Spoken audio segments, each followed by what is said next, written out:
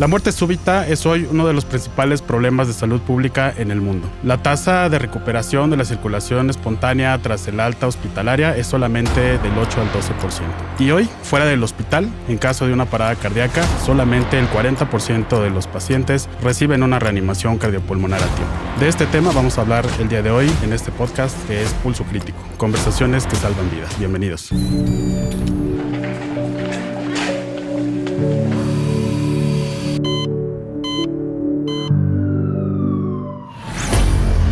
Pulso Crítico Podcast. Conversaciones que salvan vidas. Hola, ¿cómo están? Soy el doctor Daniel Sánchez Arreola, especialista en medicina de emergencias. Y bueno, quiero a todos darles hoy la más cordial bienvenida a todos los que nos siguen a través de nuestras plataformas a este nuevo proyecto que estamos haciendo el día de hoy. Les damos la más cordial bienvenida a este podcast que se llama Pulso Crítico, Conversaciones que salvan vidas. Un podcast que está dedicado no solamente al personal de salud que trabaja en urgencias, en las áreas críticas, sino también a la comunidad en general. Este es un podcast que habla acerca de temas muy importantes relacionados con la medicina de emergencias, pero también temas frontera que tienen mucha relación con lo que estamos viviendo el día de hoy en el sistema de salud y vale la pena platicar de ellos para poder ayudar a la comunidad a saber qué hacer y actuar en casos de situaciones críticas y emergencias. El día de hoy vamos a hablar de un tema que consideramos es muy importante y muy especial y me gustaría, antes de dar la presentación a la doctora Silvia Uribe, que es la co-conductora de este podcast, y a nuestro invitado, poner un poco el contexto acerca de lo que vamos a hablar el día de hoy. Lo decíamos en la introducción, la muerte súbita hoy es un grave problema de salud pública. Lamentablemente estamos hablando de cerca de 300 a 400 mil pacientes que anualmente fallecen por muerte súbita en nuestro país.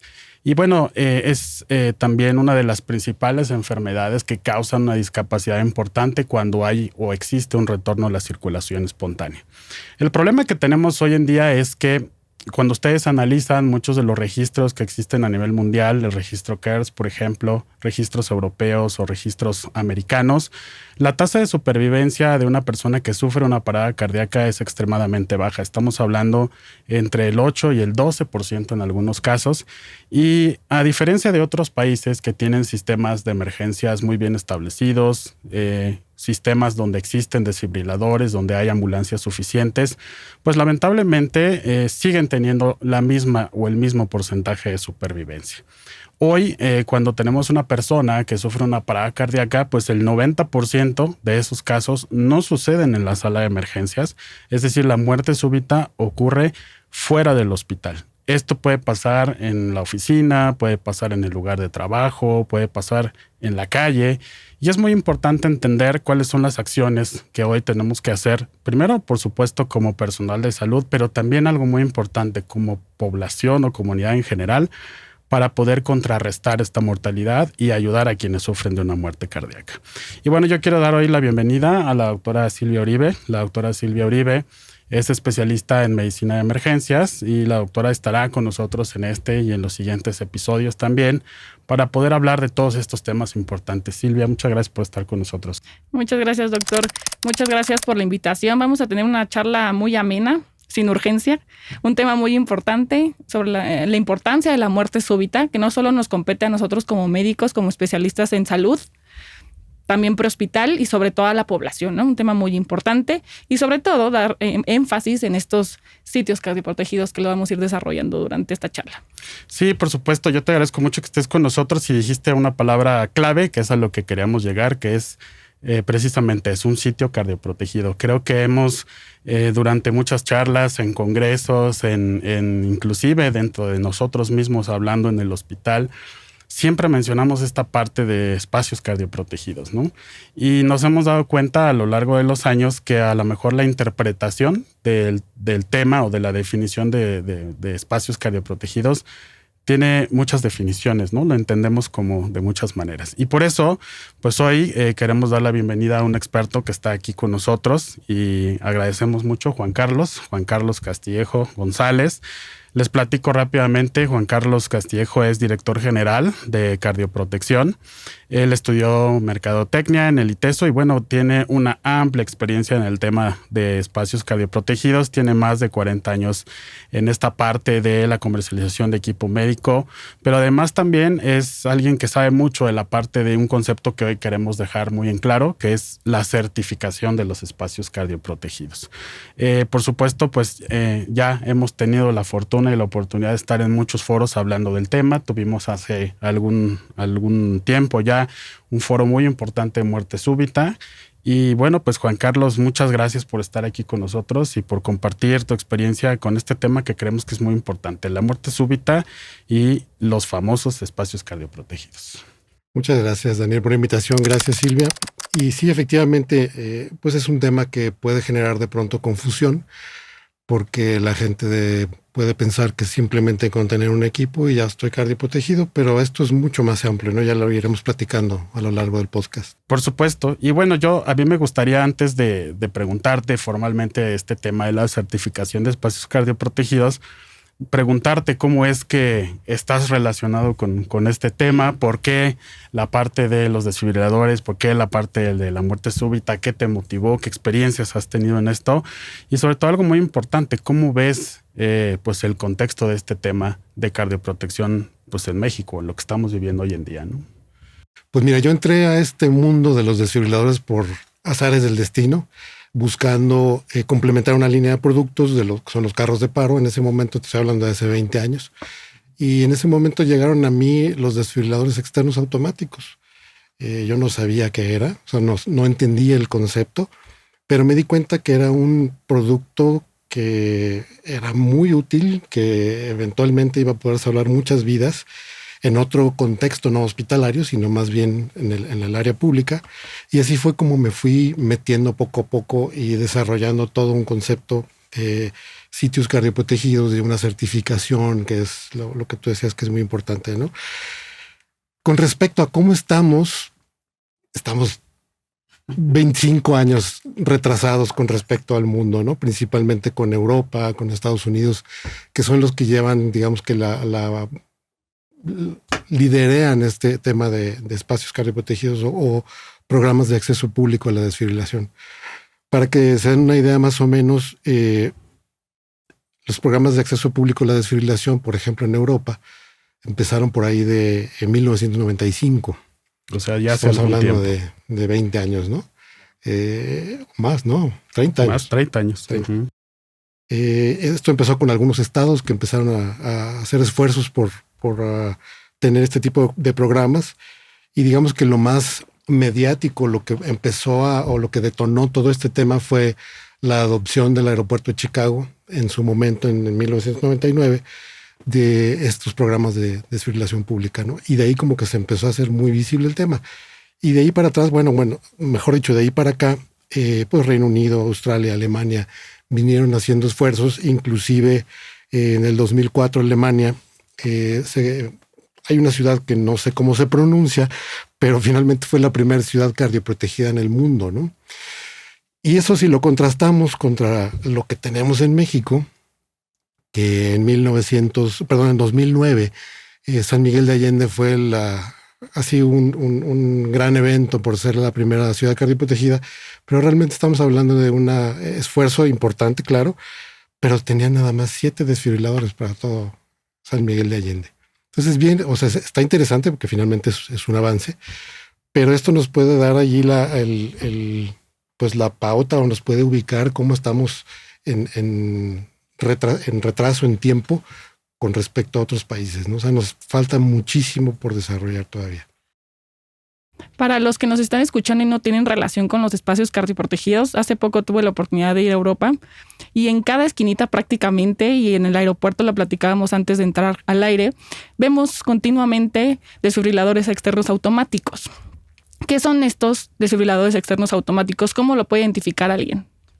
Ok, bueno, podríamos decir que hay varios tipos de desfibriladores. Los más comunes son los hospitalarios, o sea, que la gente puede conocer, los hospitalarios. El famoso carrito rojo. El carrito rojo, que lo que ven en la ambulancia o en las películas. Uh-huh. Y los desfibriladores externos automáticos o de uso público, ¿Cómo los pueden diferenciar? Pues son mucho más simples los equipos y tienen unas letrotas que dicen DEA o DAE. Uh-huh. Y eso significa que es un equipo que está diseñado para uso público, que simplemente con encender un botón, el mismo equipo automáticamente, de ahí el nombre, automáticamente analiza si la víctima requiere o no una descarga y te lleva durante el proceso de rescate, ¿no? Entonces realmente cualquier persona los puede utilizar con un mínimo conocimiento e inclusive hasta sin conocimiento, nada más con que atinen a aprender el equipo los va a llevar de la mano, ¿no? Sí, una de las cosas que mencionamos mucho cuando hablamos del tema es que afortunadamente, creo yo, así lo dicen también, el desfibrilador es como el gran invento o parte de los grandes inventos del siglo, de nuestro siglo, porque es el que ha revolucionado en gran parte la supervivencia de los pacientes que hacen una parada cardíaca.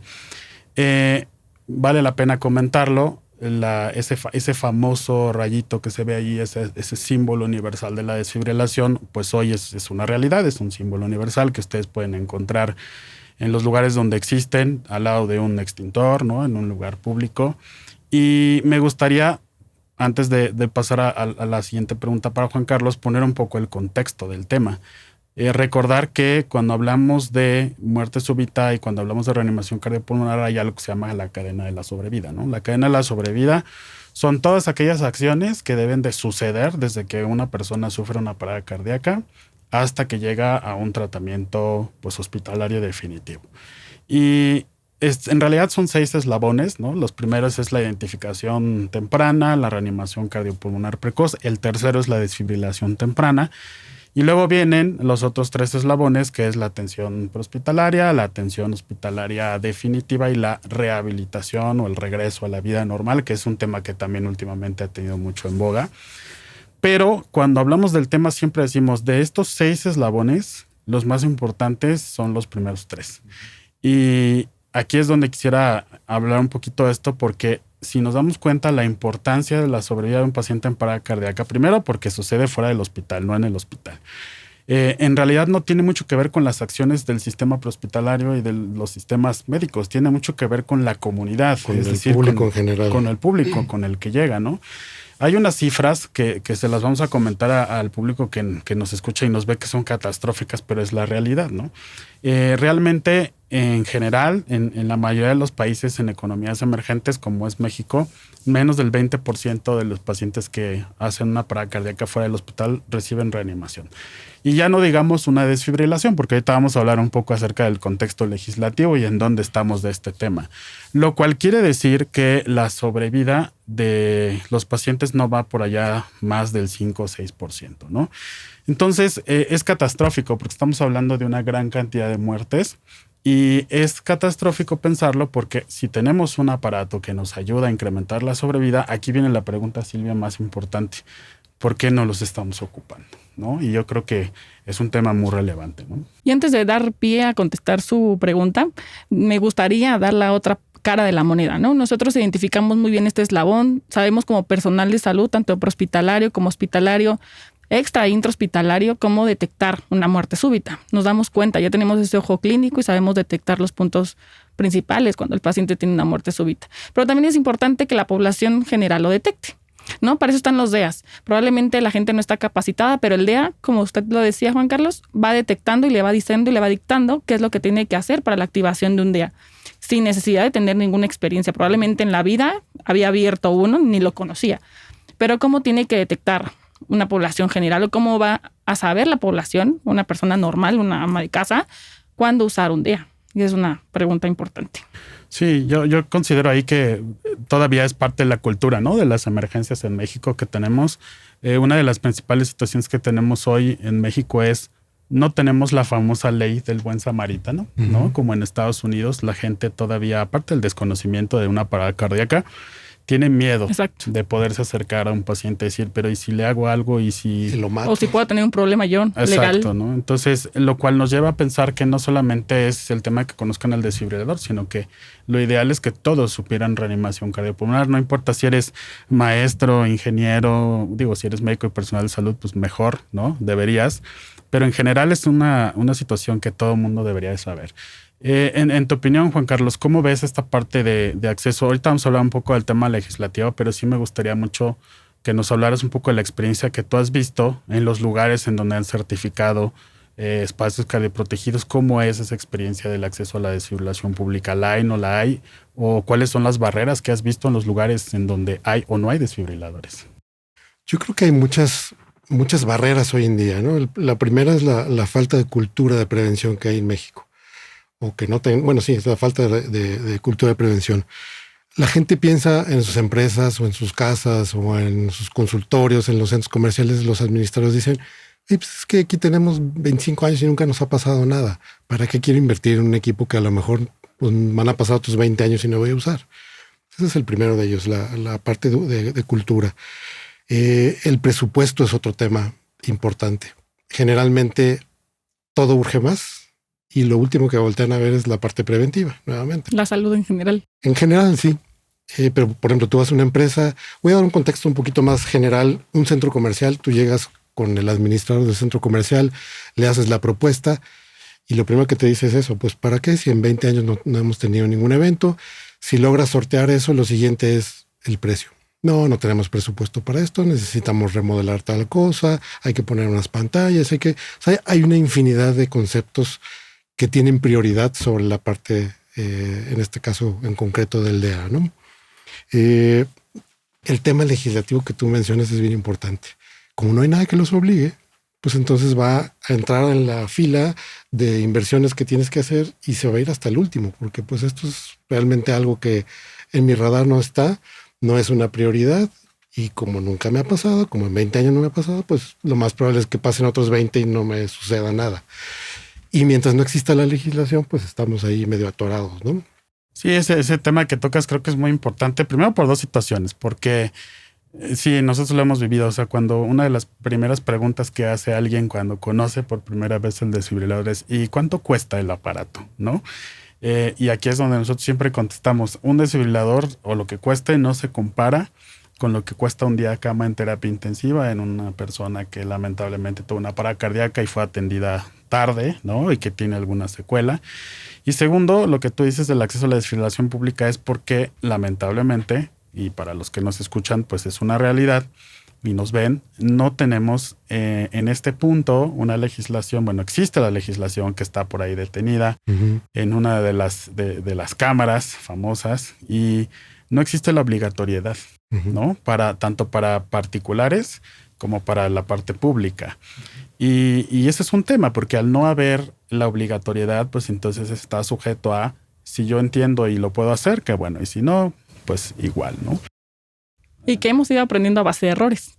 Digo, afortunadamente las redes sociales han ido creciendo, es más fácil que todo el mundo tenga acceso pues al chisme, a la noticia, y que hemos visto pues más comúnmente estas muertes súbitas, ¿no? Que se presentan en los aeropuertos, incluso en aviones, en las carreras, que está muy de moda, que yo soy una participante de eso, pero que han presentado muerte súbita. Fútbol, ¿no? Ya es Fútbol, muy común. exacto, partidos que los vemos en vivo, por eso, lo evidenciamos luego la muerte súbita y vemos el retraso, ¿no? El retraso de la atención, el poco conocimiento de saber dónde estaba el DEA, qué hacer, cómo actuar, y todo eso pues no está legislado.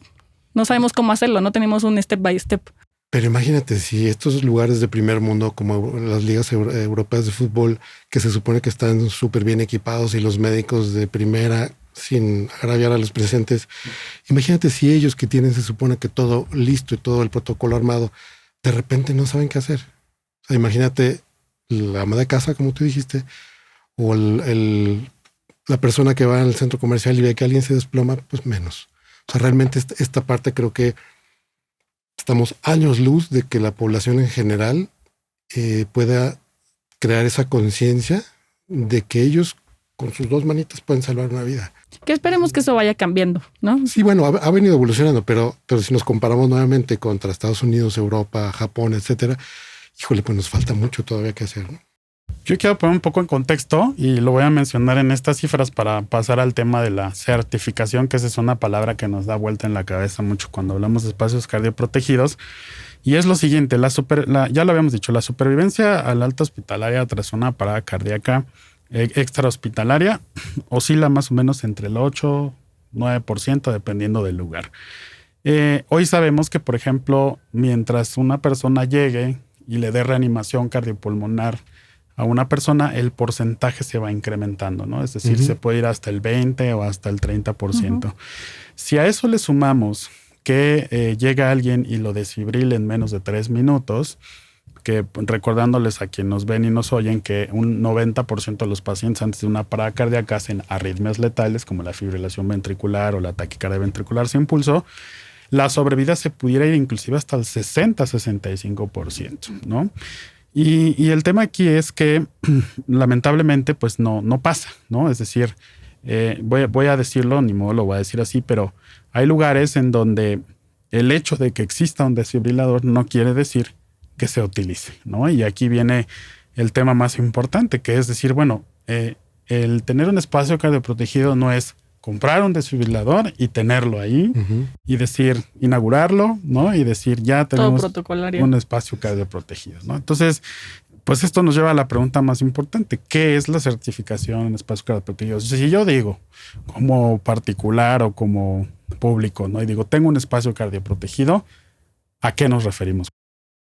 Bueno, esta es una pregunta interesante porque ha habido mucha mala interpretación precisamente de esto, ¿no? Y sobre todo ahora que el tema está un poquito más vigente. Pero mucha gente precisamente piensa eso. Ay, yo ya tengo mi desfibrilador, mira qué bonito está ahí en el gabinete, ya hicimos todo el show, vino la prensa y tal. Pero eso no me va a garantizar que yo estoy preparado para que realmente... Un caso de éxito. Exactamente. Entonces, ¿qué es un espacio cardioprotegido y cuál es la diferencia de tener una certificación o no? Un espacio cardioprotegido debería ser un lugar en donde sí tienes, digamos que 3 elementos. Primero, la infraestructura, es decir, los equipos, pero no nada más uno. Bueno, esto dependerá del tamaño de la organización, del tamaño del edificio. O sea, no es lo mismo la cantidad de DEAs que se requieren en el aeropuerto de la Ciudad de México que a lo mejor en un consultorio. Sí, claro.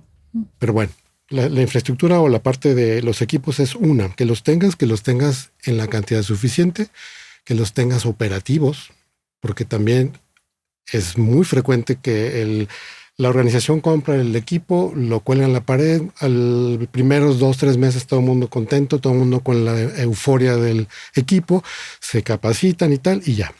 Y no tiene ni parches, no tiene batería, exacto, no está conectado. Y eso es lo más crítico, Silvia, porque el día que sucede un evento, ese día se dan cuenta que las baterías ya caducaron, o que los parches ya caducaron, o que el desfibrilador está bajo llave en el consultorio del doctor, y entonces cuando realmente se requiere, no está.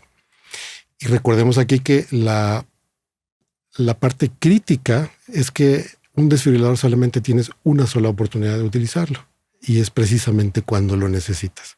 Entonces, bueno, la otra es que lo tengas operativo, que lo tengas con buen mantenimiento, etcétera, ¿no? El segundo punto sería tener el personal capacitado. Si bien dijimos que los DEAs se usan muy fácil y que solitos te llevan de la mano, sí es importante tener por lo menos algunas personas, una brigada, dependiendo del tamaño de la organización, que sepan qué hacer y que estén dispuestas a hacerlo, porque esa es la otra, que nos hemos encontrado en muchas empresas que de repente se hace la capacitación, va la brigada y a la hora de un evento, pues les da miedo, les da frío y no hacen nada. Entonces aquí también una recomendación es la gente que se vaya a incorporar a las brigadas, que realmente sea gente que tenga la capacidad de responder en un momento de una emergencia. Y eso pues cada quien se conoce y cada quien sabe si tienes esa capacidad o no. Entonces bueno, que tengas a la gente capacitada, pero no solamente de inicio, porque sucede algo similar que con los equipos. O sea, de primera vez los capacitan, todo el mundo conoce perfectamente cómo dar RCP, cómo usar el DEA, y pasan a lo mejor 1 año, 2 años y ya no hicieron una capacitación de refresco, y a la hora de la hora pues viene ese pánico, ¿no? ¿Y cómo era? ¿Y cómo se utilizaba? ¿Y qué había que hacer? ¿Cuántas ventilaciones? ¿Cuántas compresiones? Y esa parte creo que también es bien importante, ¿no? Y por último, una tercera requisito, digamos, para considerar un espacio cardioprotegido es que tengas protocolos, que los tengas por escrito, que todo mundo sepa qué hacer, que todo mundo esté en la misma sintonía, que ya saben a quién le van a hablar primero, quién se va a encargar de hablarle a la ambulancia, quién va a iniciar con las maniobras de RCP, quién va a ir por el DEA. O sea, que realmente sea un esfuerzo de equipo en conjunto, todos sincronizados. Esa es como la parte completa, ¿no? Ahora, yo puedo tener todo esto y puedo tener un espacio cardioprotegido. pero es ahora sí que me falta como el título, ¿no? Es como ir a la escuela y no tienes el título. ¿Quién me dice que lo estoy ¿Quién haciendo bien? Exactamente. Y ahí esa es la gran diferencia de ser un espacio cardioprotegido a un espacio cardioprotegido certificado. Y aquí es en donde las certificaciones toman una relevancia importante, porque entonces sí yo puedo decir que cumplo, que tengo la infraestructura necesaria, que me preocupo y le doy buen mantenimiento a mis equipos, que tengo mis brigadas, que las capacito con frecuencia, que tengo mis procesos, que los puedo integrar de manera adecuada y sobre todo, y lo más importante, que en menos de 5 minutos yo puedo desfibrilar, dar RCP en lo que llega la ambulancia, ¿no? Que si nos vamos a los tiempos de respuesta de las ambulancias, es un tema que yo no me voy a meter. Ya es otro tema, pero, otro podcast. Exactamente, pero estamos hablando de 30, 40, 50 minutos, una hora, dependiendo de la ciudad, ¿no? Entonces, finalmente, de lo que se trata es de garantizar que en un espacio cardioprotegido y sobre todo certificado, que la gente no se muera. Yo quiero repuntar mucho este tema por dos situaciones, porque lo dijeron muy bien ambos. Primero, porque lo que realmente va a ser la sobrevida de una persona no es el sistema prehospitalario, ¿verdad? En las grandes ciudades, Guadalajara, Monterrey, está comprobado que los tiempos de respuesta máximos pueden ser hasta 50 minutos, ¿no? Y si tomando en cuenta que una persona en parada cardíaca necesita una desfibrilación en 3 minutos, es imposible que logremos tener eso por un sistema de emergencias. Y segundo, lo decías en la primera parte, y aquí me gustaría ahondar en eso, es que no es un solo desfibrilador. O sea, la idea no es que tengamos un solo desfibrilador, sino que tiene mucho que ver con la disponibilidad de tiempos de desplazamiento, ¿no? Es decir, lo que dice la evidencia científica es, tenemos que hacer una desfibrilación y tendría que estar en menos de 3 minutos para incrementar el porcentaje de sobrevida importante en un paciente, porque es el tiempo que tenemos para poder quitar esa arritmia, por decirlo así, y tendría que estar disponible, es decir, si es un edificio de 7 pisos, pues tendríamos que tener un desfibrilador por cada piso, ¿no? Sería lo lógico. Sería ese. Sí, de nada sirve que esté afuera, como bien dices, de la dirección, para que se vea bonito cuando llegan todos los administrativos o directivos de alguna plaza, de lo que sea, si no sabemos, uno, dónde se localiza, y dos, cuánto tiempo nos va a llevar o mandar a alguien para que lo consiga y lo lleve al sitio donde se presenta la muerte súbita. Y luego que estén entrenados en hacer, o sea, el desfibrilador solo, pues no le va a hacer nada al paciente, ¿verdad? Tendría que haber alguien que sepa usarlo, aunque para la comunidad en general que nos escuchan, los desfibriladores son muy fáciles de usar porque presionas un botón y te va diciendo todo lo que se tiene que hacer. Pero aún así necesitamos a alguien que sepa hacerlo y que lo complemente con una reanimación cardiopulmonar. Y aquí yo creo que viene el consejo, Silvia, no va a dejar mentir, que lo importante es que pues se certifiquen en un curso de reanimación cardiopulmonar básica, ¿no? Antes era muy complicado, bueno, no tan complicado, pero el RCP ha evolucionado en los últimos años. Hoy sabemos que tenemos la famosa técnica de RCP solo con las manos, que la American Heart lo promueve y que es la realidad. Hoy sabemos que entre más tiempo estén las manos en el pecho, más sobrevida hay. Pero también el consejo para la población en general es que se certifiquen, ¿no? Con cursos de reanimación cardiopulmonar en lugares que realmente cuenten con esa certificación, ¿no? O sea, porque también, pues si no, cualquiera podría ir a dar un curso de reanimación por ahí de un par de horas, tener un desfibrilador y no cumple el objetivo, ¿no?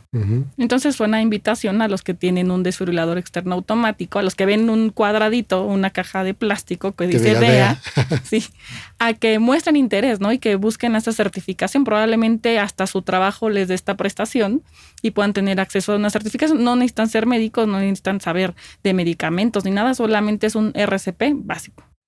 Y luego el tercer punto que decía muy bien Juan Carlos, pues es el proceso, ¿no? O sea, eso lo sabemos mucho en la parte de calidad y tema de la atención.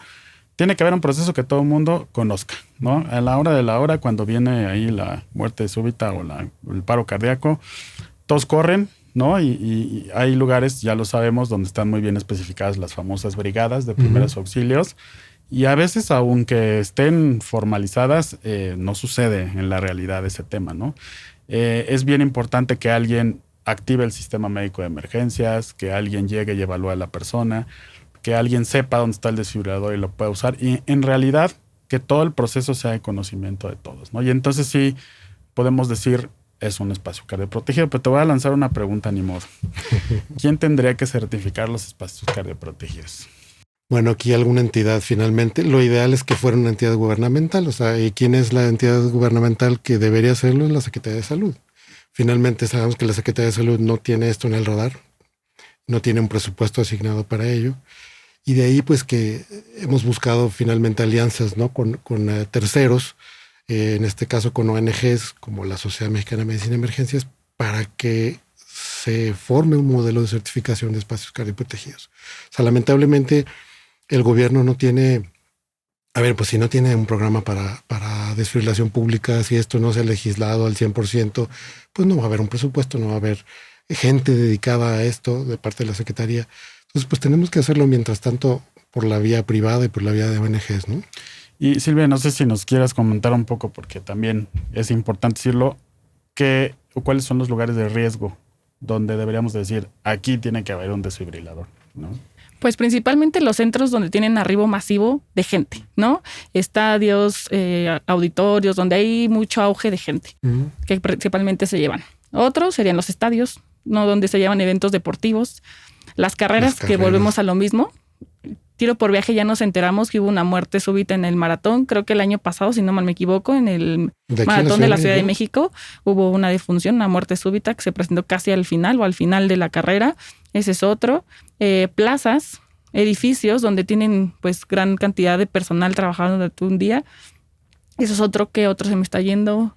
Pues yo creo que hay muchos lugares de alto riesgo como gimnasios. Incluso hasta cines, gimnasios. A ver, los gimnasios, estamos viendo noticias casi cada semana de gimnasios donde se muere la gente en los gimnasios. Ojo, mi gimnasio no tiene. Fíjate.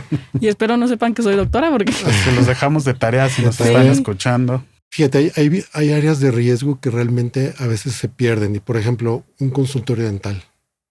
Dicen, ¿para qué? Pues ¿cómo que por qué? Pues estás con riesgo, aplicas anestesia, ¿no? Claro. Te puede entrar en paro a alguien. Y lugares así como estos, hay muchos en los que la gente de pronto... Inclusive los mismos operadores no tienen en el radar ese riesgo. Incluso en los hospitales, aunque nosotros tenemos unos desfibriladores en nuestro carrito rojo, hay desfibriladores en zonas donde hay, públicas, ¿no? Donde probablemente el acceso, el traslado del paciente a la sala de urgencias se puede retrasar un poquito, pero el arribo del DEA a la zona donde el paciente tuvo el colapso circulatorio es rápido, se realiza la descarga si es que el paciente presentó una arritmia letal y ya se traslada o se va trasladando el paciente a urgencias. En el hospital donde yo trabajo hace poco hubo un caso así y le fue bastante bien al paciente. Pero que lo desfibrilas rapidísimo. Sí, exacto, en lo que llegaba el paciente a la sala de urgencias. Sí. Restaurante, por ejemplo. La gente se atraganta, entras en paro respiratorio, paro cardiorrespiratorio y si no lo desfibrilas, pues ahí se quedó, ¿no? Para fines prácticos donde haya gente. Sí, o hay otros lugares, por ejemplo, casas de asistencia, ¿no? Donde hay personas que tienen riesgo por enfermedades o padecimientos. O adultos mayores. Como hemos visto en las noticias hoy en día, lo que dice Silvia, gimnasios, lugares donde la gente en teoría son deportistas de alto rendimiento, y ahorita vamos a tocar rápido ese tema. Pues tienen el riesgo, ¿no? A final de cuentas, porque no son algunos, pues lo vamos a decir, no están muy acostumbrados a hacer ejercicio y de repente al hacerlo, pues hay riesgo, ¿no? Y qué bueno que tocan este tema porque quiero dejar muy claro este mensaje de la muerte súbita. La muerte súbita no pasa o no es exclusivo de las personas que tienen una enfermedad cardíaca previa o diagnosticada, ¿no? O sea, sí es un factor de riesgo. Digo, todos sabemos que la muerte súbita es un episodio del cese de la función cardíaca y respiratoria de forma súbita, por eso se llama súbita, ¿no? El 90% de las causas de muerte cardíaca pues son las enfermedades cardiovasculares. México tiene el primer lugar en mortalidad en países de la OCDE de enfermedades cardíacas. Pero los casos que hemos visto en Europa y en otros lados son de deportistas de alto rendimiento. Está el caso de Ericsson, de Hamlin, que son casos muy famosos que fueron televisados en ese momento. Y eso es porque hay un porcentaje pequeño también de causas genéticas o de algunas alteraciones cardíacas. O traumas, ¿no? O accidentes, ¿no? Que tienen que ver con eso. Entonces, pensar que la muerte súbita es exclusiva de personas con enfermedades cardíacas, pues es un error. Lo cual quiere decir que en realidad todos tenemos riesgo de tener muerte súbita en algún momento. Independientemente de la edad. Así es.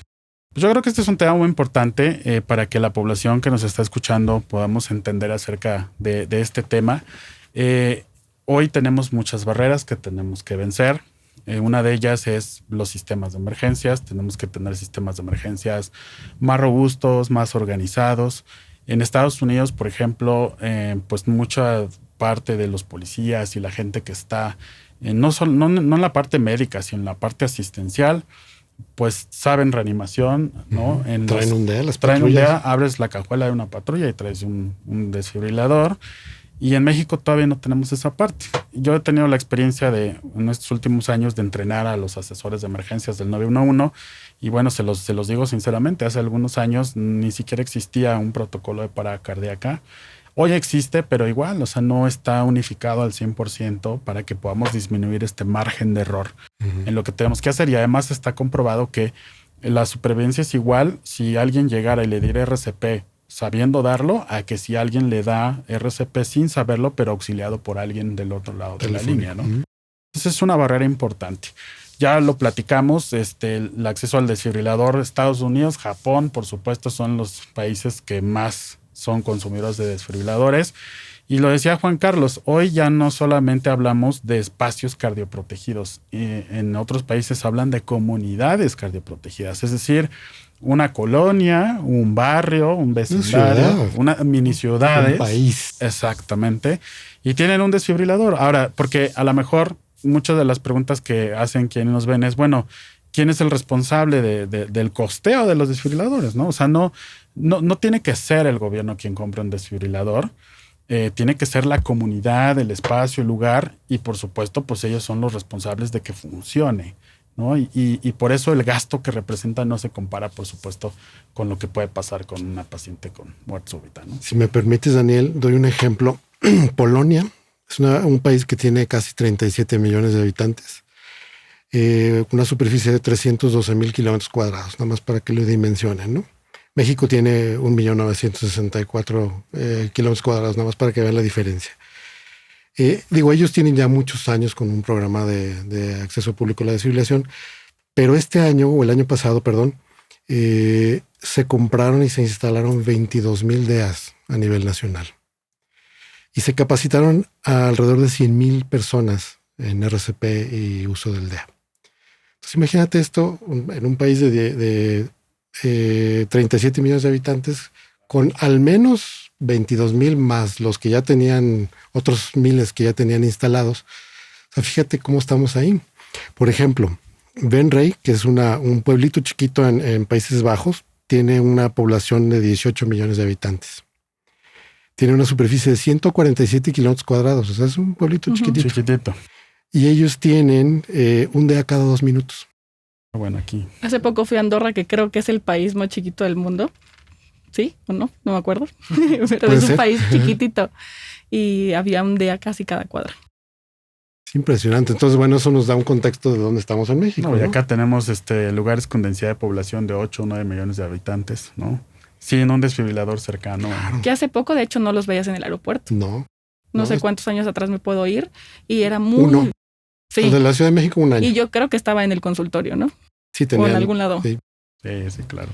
Fíjate, si distribuimos estos 22,000 desfibriladores que se instalaron en Polonia, si los metemos aquí en México, si los trasladáramos aquí a México, nos tocarían alrededor de 670 desfibriladores por estado. Que sigue siendo muy poco, pero si lo ves en contraste contra lo que hay hoy día, dices, uy, si yo tuviera 600, casi 700 desfibriladores por estado, estaría buenísimo, ¿no? De uso público me refiero. Sí, claro.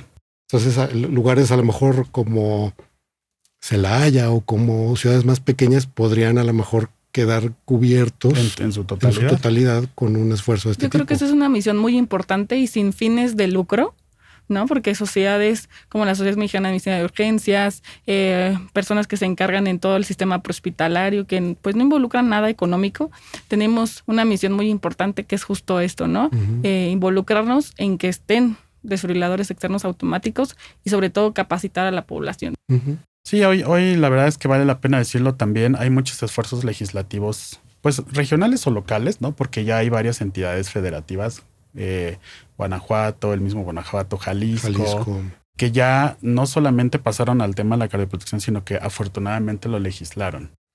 Sin embargo, sigue siendo un tema de voluntad política. Esa es la realidad hasta que esta legislación formal pues no salga ya con la obligatoriedad que queremos. A nivel nacional, ¿no? A nivel nacional. Porque también tenemos la otra cara de la moneda. Por ejemplo, Jalisco fue el primer estado que legisló en 2014. Pero al día 2014. Pero al día de hoy, 11 años después, no hay un reglamento.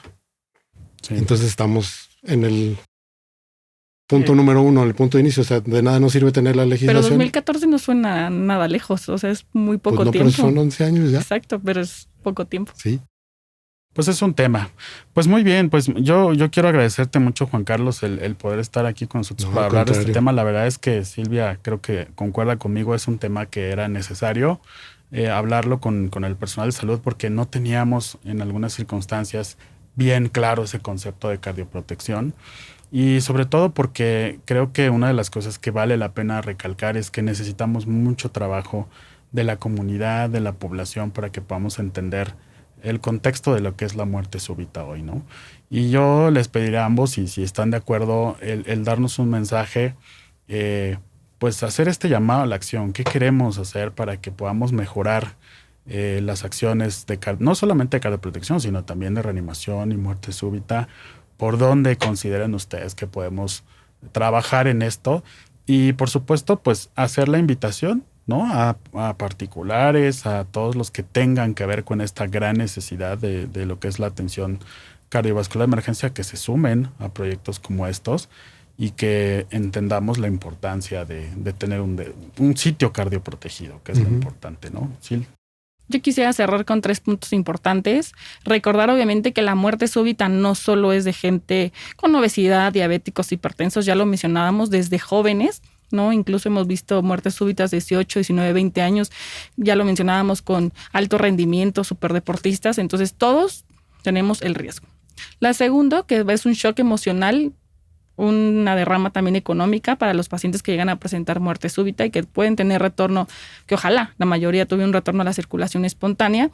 Y 3, que no solamente es responsabilidad del personal de salud, tanto paramédico como médicos especialistas en medicina de urgencias, medicina crítica, la detección y el tratamiento oportuno de una muerte súbita, ¿no? Que también es responsabilidad de toda la población detectar y actuar de inmediato. Muy bien, Juan Carlos.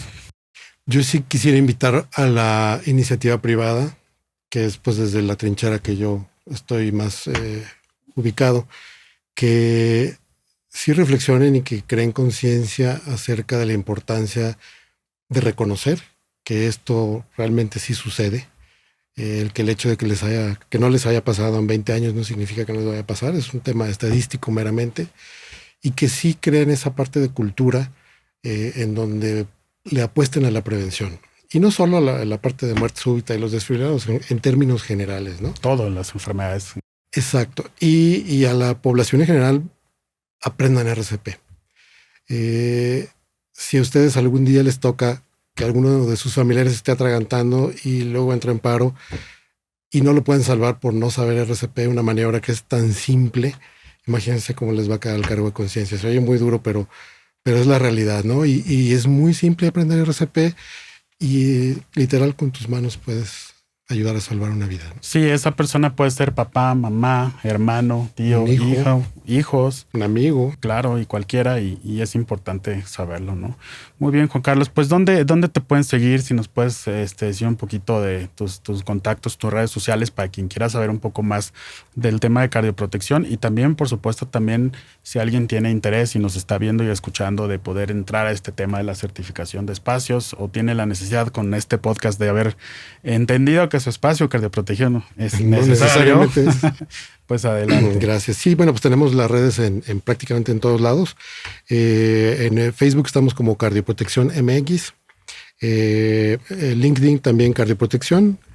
Twitter, bueno, ex Cardioprotect MX, o en nuestra página web cardioprotección.mx o sitiocardioprotegido.com. Perfecto, muy bien. Pues queremos agradecer a todos ustedes el que nos sigan en este podcast Pulso Crítico, conversaciones que salvan vidas. Hoy hablamos de un tema muy importante, que es la muerte súbita y los espacios cardioprotegidos. Recuerden que la muerte súbita tiene un impacto muy importante en general sobre la población. Es un tema que debemos de trabajar, debemos de evitar, prevenir la muerte súbita, pero cuando esta sucede tenemos que actuar a tiempo. Hoy es una realidad, tenemos mucho que hacer en los espacios cardioprotegidos, en el acceso a la desfibrilación de acceso público, y bueno, no dejemos todo a los sistemas de salud, ¿verdad? Creo que ese es un tema muy importante. Lo que podamos hacer con la comunidad y con la población va a tener un impacto significativo en esto. Juan Carlos Castillejo, muchas gracias por estar con nosotros. Daniel, muchas gracias. Doctora Silvia Uribe. Gracias, doctor. Gracias, Juan Carlos. Al contrario, muchas gracias. Y bueno, los invitamos a todos ustedes a que nos sigan, por supuesto, a que se suscriban a este podcast. Nos van a encontrar en todas las plataformas, nos van a encontrar también en nuestro canal de YouTube, y agradecerles mucho que estuvieran con nosotros el día de hoy y que nos sigan para el siguiente episodio. Nos vemos. Esto es Pulso Crítico, conversaciones que salvan vidas.